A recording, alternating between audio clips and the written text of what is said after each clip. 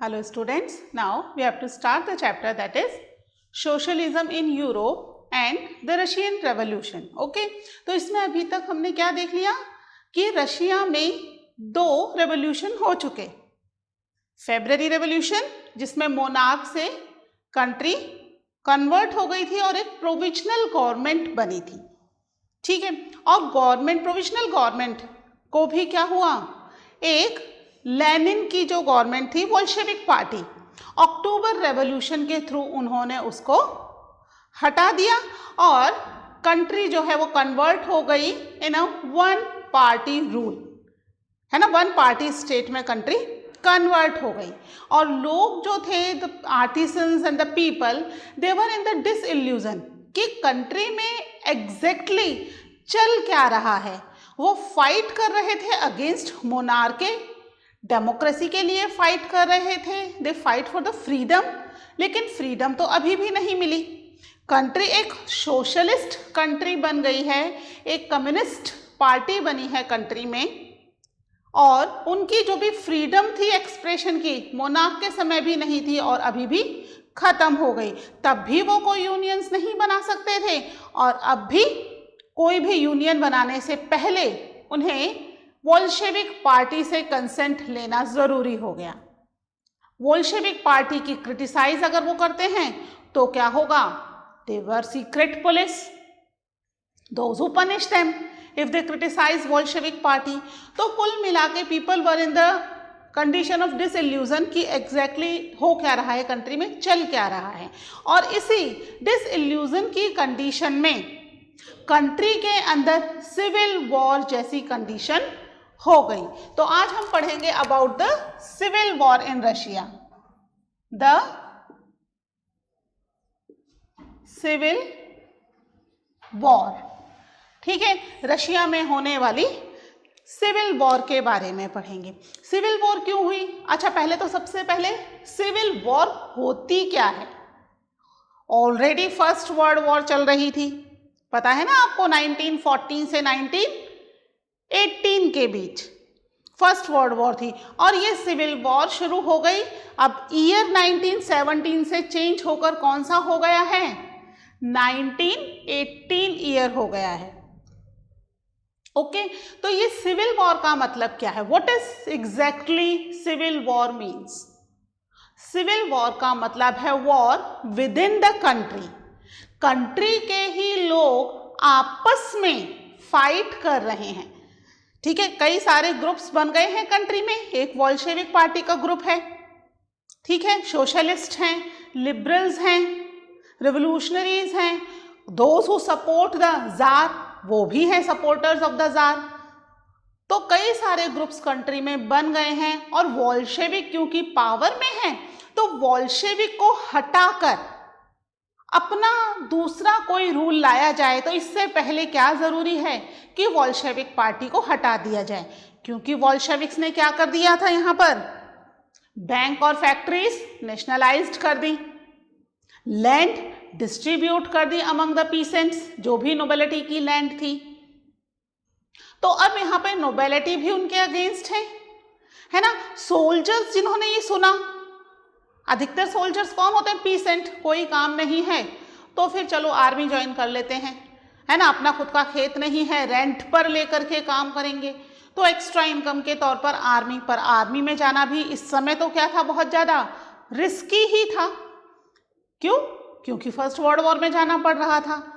और अब जब लैंड रीडिस्ट्रीब्यूट हो रही है, सबको लैंड मिल रही है according to their family need, socialism है ना, तो according to their family need, तो अधिकतर सोल्जर्स अब वॉर को छोड़ करके विलेज की तरफ जाना शुरू हो गए हैं, जिससे उन्हें भी लैंड मिल जाए, ठीक है। तो सिविल वॉर की कंडीशन क्यों बनी, सबसे पहले तो यहाँ पर क्योंकि when the Bolshevik ordered to land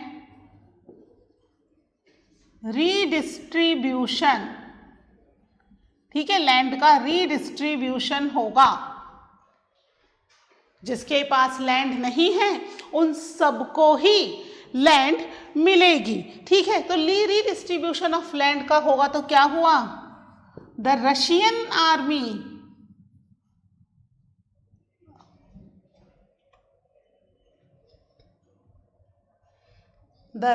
army क्या हो गई, बिगिन टू ब्रेकअप होनी शुरू हो गई। और most of the soldiers, army के सोल्जर्स जो थे वो क्या होने लग गए, गांव की तरफ, अपने विलेज की तरफ मूव होने लग गए कि उन्हें भी लैंड रिडिस्ट्रीब्यूट होगी, लैंड मिल जाएगी, आराम से एग्रीकल्चर करके अपनी लाइवलीहुड जिएंगे। आर्मी में रहने का मतलब अपनी जान को खतरे में रखना है।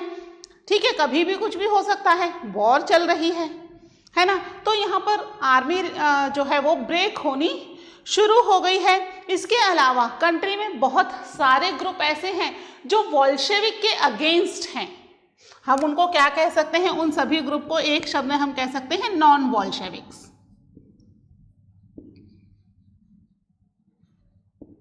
ठीक है, नॉन बोल्शेविक्स में कौन है, सोशलिस्ट हैं, लिबरल्स हैं and the supporter of jar, है ना, जार के सपोर्टर भी हैं।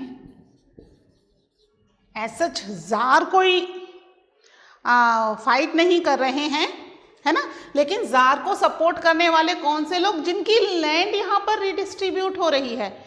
लैंड तो अधिकतर किसकी है, नोबेलिटी की, and nobility is supporter of the jar, है ना, खुद जार की है, क्राउन की, वो लैंड रिडिस्ट्रीब्यूट हो रही है और चर्च की लैंड रिडिस्ट्रीब्यूट हो रही है। तो यहाँ पर ये नॉन बोल्शेविक्स ने अपना एक ग्रुप बना लिया और अपने ग्रुप को हेल्प प्रोवाइड करने के लिए, जिससे वो फाइट कर सकें बोल्शेविक से, इसके लिए वो साउथ रशिया की तरफ गए। ठीक है, क्या हुआ, ये जार वर मूव्ड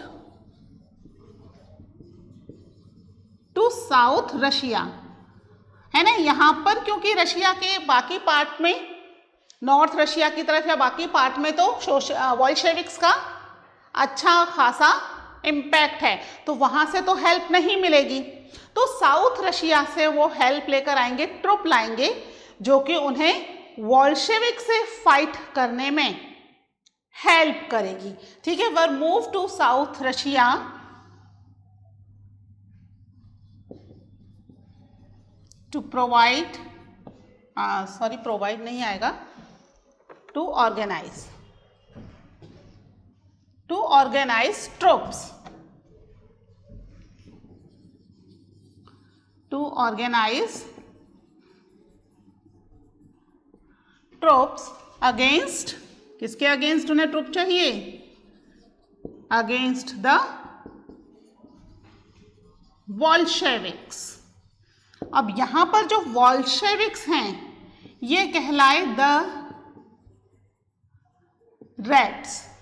ठीक है, अब हम देखेंगे कि यहाँ पर 3 कलर में 3 ग्रुप बन गए, है ना, उनको अलग अलग 3 कलर से डिनोट किया है। तो जो बोल्शेविक्स हैं वो क्या कहलाए, द रेड्स। तो नॉन बोल्शेविक्स ने अपना एक ग्रुप बनाया and now they move to south Russia, जहां उन्हें हेल्प मिलने की उम्मीद थी कि कुछ लोग उनकी हेल्प करेंगे। उन्होंने अपना एक ट्रुप बनाया और बोल्शेविक के अगेंस्ट वॉर शुरू कर दी, सिविल वॉर शुरू हो गई है इन द कंट्री। ठीक है, तो बोल्शेविक्स क्या कहलाए, द रेड्स।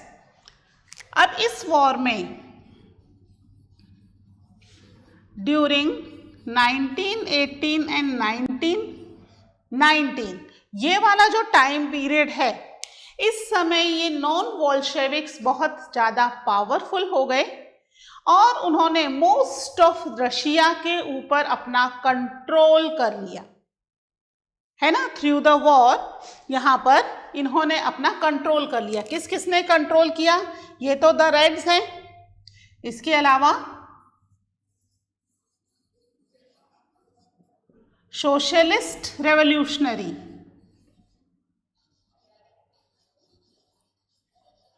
सोशलिस्ट रेवोल्यूशनरीज जो क्या कहलाए, द ग्रीन, ठीक है। एंड और कौन सा ग्रुप था, supporters of the jar, supporters of the jar क्या कहलाएंगे, प्रो जारिस्ट, है ना, प्रो जारिस्ट कहलाएंगे ये supporters of the jar.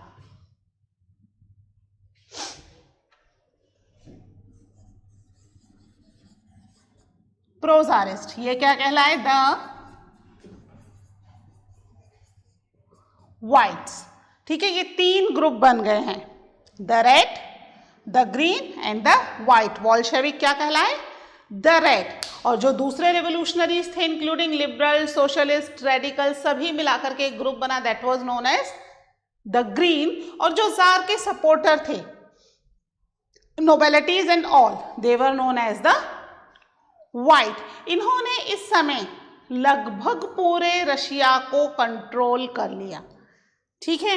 During 1918 and 1919 socialist revolutionaries pro tsarist were controlled most of Russian empire, ठीक है। लगभग मोस्ट ऑफ रशियन एम्पायर को इन्होंने कंट्रोल कर लिया। इतने बड़े रशियन एम्पायर को कंट्रोल कैसे कर सकते हैं भाई, केवल साउथ रशिया से मिली हेल्प के बेसिस पर? ऐसा तो पॉसिबल नहीं है, है ना। कंट्री में एक पार्ट की हेल्प से दूसरे पार्ट में, जो कि वोल्शेविक अच्छी खासी पावरफुल थी, इसने प्रोविजनल गवर्नमेंट को बड़ी इजीली पावर से हटा दिया था। हमने देखा था ना अक्टूबर रेवोल्यूशन में कितनी इजीली वोल्शेविक्स ने प्रोविजनल गवर्नमेंट को पावर से हटा दिया। तो प्रोविजनल इसकी वोल्शेविक की पावर भी कम नहीं थी। तो किस तरीके से 18 और 19 के बीच में इन्होंने लगभग पूरे रशिया के ऊपर कंट्रोल कर लिया। मोस्ट ऑफ द पार्ट्स, अधिकतर पार्ट्स रशिया के इनके कंट्रोल में आ गए। ये पॉसिबल हुआ सिर्फ साउथ रशिया की हेल्प से नहीं, कुछ दूसरी कंट्रीज भी इन्हें हेल्प कर रही थी, जिन्हें ये डर था कि अगर रशिया में ये सोशलिस्ट गवर्नमेंट सक्सेसफुल हो गई तो फिर हमारी कंट्री के लोग भी सोशलिज्म के लिए रिवोल्ट करना शुरू कर देंगे, है ना। सोशलिज्म में क्या हो रहा था कि सोशलिज्म में हर व्यक्ति को काम मिल रहा था। लैंड जो है वो किसी कुछ स्पेशल लोगों के पास ना होकर सोशल प्रॉपर्टी हो गई, बैंक और फैक्ट्री सोशल प्रॉपर्टी हो गई। हर प्रॉपर्टी पे गवर्नमेंट का राइट था, गवर्नमेंट चाहे जैसे उस तरीके से इनको यूज़ कर सकती थी। और अधिकतर कंट्रीज़ में, चाहे वो फ्रांस हो, अमेरिका हो, अधिकतर कंट्रीज़ में गवर्नमेंट कैपिटलिस्ट की है, पैसे वालों की गवर्नमेंट है। और ये पैसे वाले कौन हैं? जिनकी अपनी खुद की इंडस्ट्रीज, फैक्ट्रीज और बड़ी बड़ी लैंड हैं, वही तो पैसे वाले होंगे ना। तो यहाँ पर इन ग्रुप्स की, सोशलिस्ट रेवोल्यूशनरी हो या प्रो जारिस्ट हो, इस ग्रुप की हेल्प कुछ कंट्रीज ने की, लेकिन वो सामने से नहीं की, उन्होंने पीछे से की। सामने से तो फिर वॉर हो जाती, ऑलरेडी फर्स्ट वर्ल्ड वॉर जैसा एक बड़ा इंसिडेंट चल रहा था, उसको ख़त्म करना ज़रूरी था। तो फिर कहीं ऐसा ना हो रशिया के साथ भी फिर वॉर शुरू हो जाए। तो यहाँ डायरेक्ट हेल्प ना करके पीछे से उन्हें हेल्प प्रोवाइड की, भाई आर्म्स एम्यूनेशन के लिए पैसे चाहिए या फोर्स चाहिए तो शांति से आप ये चीज़ें ले लो, डोंट डिक्लेयर इट। डिक्लेरेशन नहीं किया जाएगा क्योंकि ये नहीं चाहती वो कंट्रीज कि रशिया में सोशलिस्ट गवर्नमेंट सक्सेसफुल हो, है ना। ये सक्सेसफुल उनके लिए सिरदर्दी बन जाएगी, उन्हें फिर अपनी कंट्री में भी यही गवर्नमेंट का पैटर्न फॉलो करना पड़ेगा, क्योंकि नहीं तो लोग क्या करने लग जाएंगे, रिवोल्ट करने लग जाएंगे। ठीक है, तो यहाँ पर इनको जो हेल्प प्रोवाइड कर रहे थे, ठीक है, कौन कर रहे थे? देवर बैक्ड बाय कौन सी कंट्रीज थी?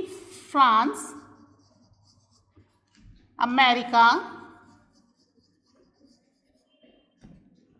ब्रिटेन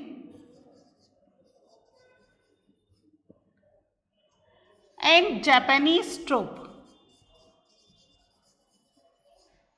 ठीक है, जापानीज ट्रूप्स।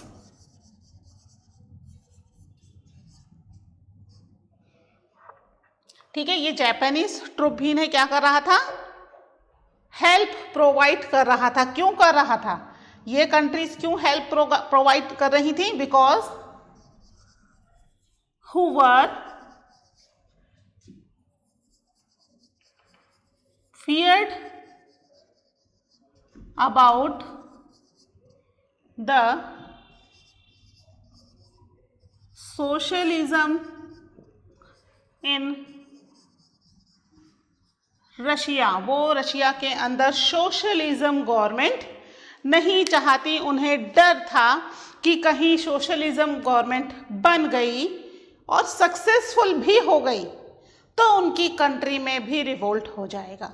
ठीक है, इसकी वजह से यहाँ पर ये कंट्रीज ने हेल्प प्रोवाइड कर रही थी और इनकी हेल्प की वजह से ही 1918 और 99 ये वाला जो टाइम पीरियड था, इस टाइम पीरियड में द ग्रीन्स और द वाइट्स, इन्होंने लगभग पूरे रशियन एम्पायर पर अपना कंट्रोल करना शुरू कर दिया। तो क्या अब बोल्शेविक बैठ करके देखते रहेंगे? क्या ये थर्ड रेवोल्यूशन हो रहा है? बोल्शेविक इतनी आसानी से हार मान लेंगे क्या? वो हम देखते हैं। First you write down these points, फिर हम देखते हैं कि इनके अगेंस्ट बोल्शेविक्स ने क्या किया। ओके,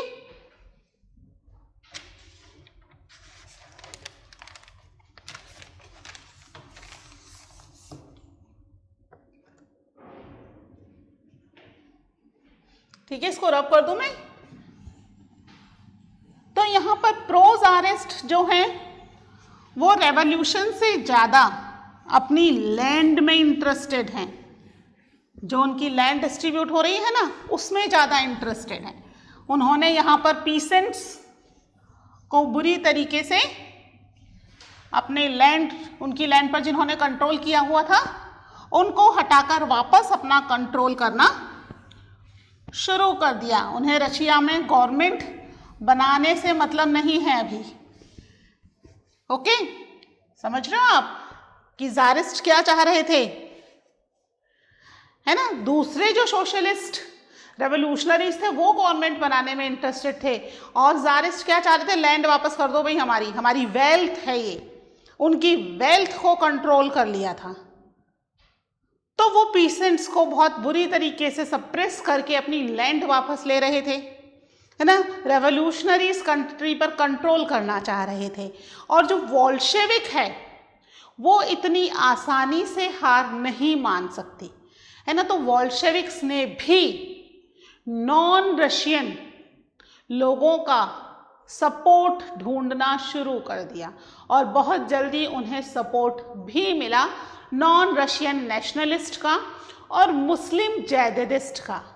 कौन है ये मुस्लिम जैदिस्ट? आपने नाम सुना होगा, ऑटोमन एम्पायर, टर्की, उसके कुछ मुस्लिम ग्रुप्स हैं जो कि इनकी हेल्प करने के लिए रेडी हो गए because they were interested in the socialism और वो चाहते थे कि सोशलिज्म को एक्सपेंड किया जाए। तो यहाँ पर बोल्शेविक ड्यूरिंग 1920 में बोल्शेविक्स ने वापस अपना कंट्रोल कंट्री पर करना शुरू कर दिया।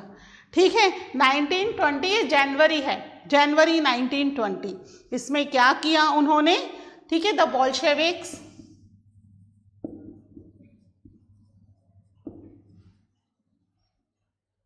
Bolsheviks controlled the Russian empire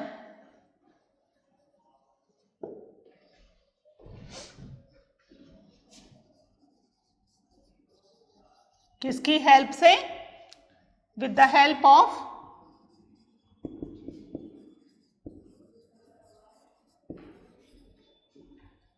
non-Russian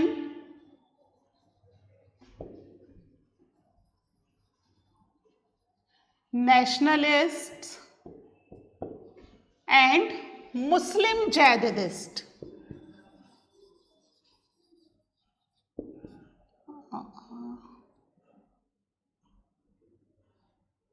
ठीक है, मुस्लिम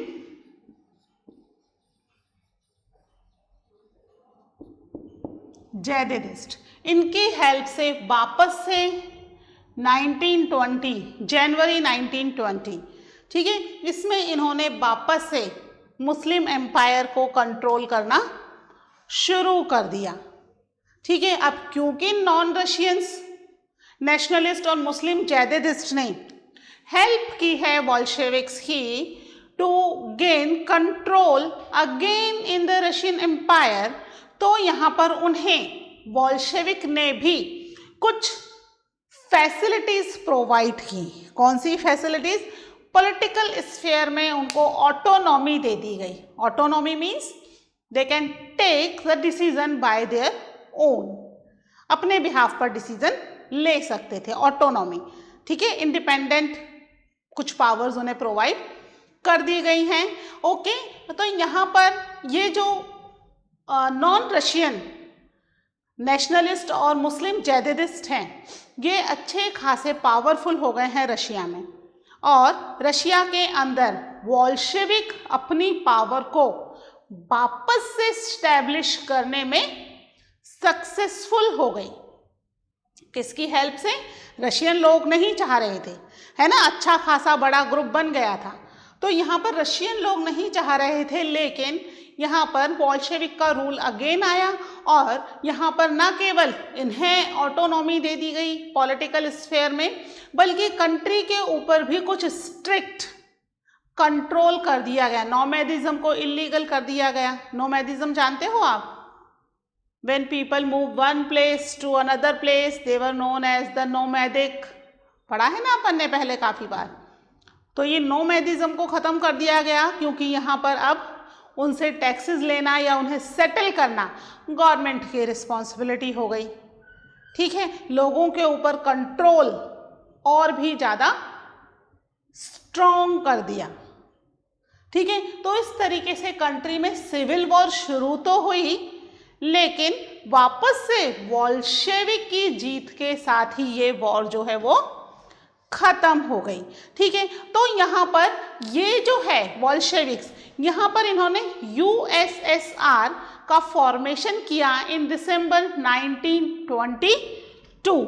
ठीक है, क्या किया इन्होंने?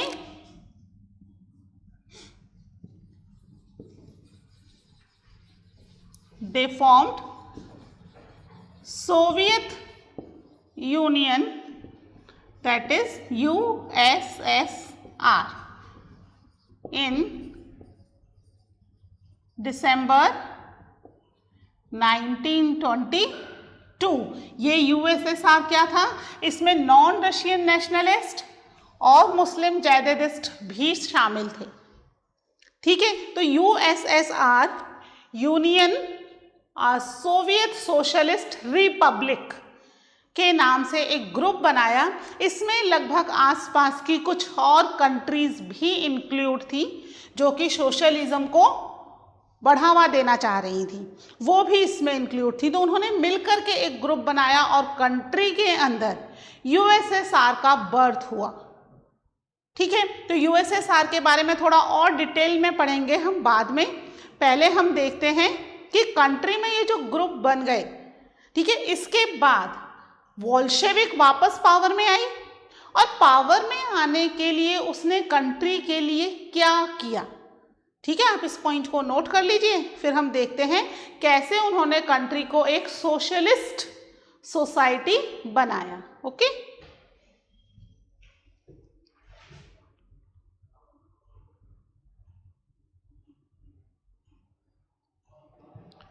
ठीक है, इसको रब कर रही हूं मैं। और अब हम देख लेते हैं किस तरीके से कंट्री जो है एक सोशलिस्ट सोसाइटी बनी। सोशलिस्ट सोसाइटी का मतलब क्या होता है? What do you mean by socialist society? है ना, मैं लिख देती हूं सोशलिस्ट सोसाइटी। अब क्योंकि कंट्री सोशलिस्ट हो चुकी है, सोशलिज्म आ चुका है। सोशलिज्म का मतलब है कि भाई वेल्थ जो है सब में इक्वली डिस्ट्रीब्यूट होगी, कोई भी अमीर गरीब नहीं होगा, यानी अमीर और अमीर अमीर अमीर नहीं होते जाएंगे और गरीब गरीब गरीब नहीं होते जाएंगे। वेल्थ का डिस्ट्रीब्यूशन इस तरीके से होगा कि सबको प्रॉपर पैसा मिलेगा जिससे वो अपनी लाइवलीहुड प्रॉपरली चला पाएंगे। तो यहाँ पर एक सोशलिस्ट सोसाइटी बनाने के लिए जो वोल्शेविक पार्टी थी उसने बहुत तेजी से काम शुरू किया। बैंक और फैक्ट्रीज तो नेशनलाइज्ड कर ही दी, लैंड का रिडिस्ट्रीब्यूशन कर दिया। अब जो फैक्ट्रीज वगैरह हैं, अब वेल्थ भी तो डिस्ट्रीब्यूट करनी है। वेल्थ कब डिस्ट्रीब्यूट होगी? जब वेल्थ आप प्रोड्यूस करोगे। First you have to produce the wealth, है ना। वेल्थ को प्रोड्यूस करने के लिए कई सारे उन्होंने प्लान्स बनाए जो कि कंट्री को डेवलप तो करेंगे ही, साथ में जितने भी रिच और पुअर का गैप है धीरे धीरे करके उसको भी खत्म किया जाए। ठीक है, इस तरह की एक सोसाइटी, सोशलिस्ट सोसाइटी बनाने के लिए यहाँ पर वोल्शेविक्स ने काम करना शुरू कर दिया। ठीक है, इसके बारे में डिटेल में हम पढ़ते हैं in the next lecture. Okay, till then take care, bye.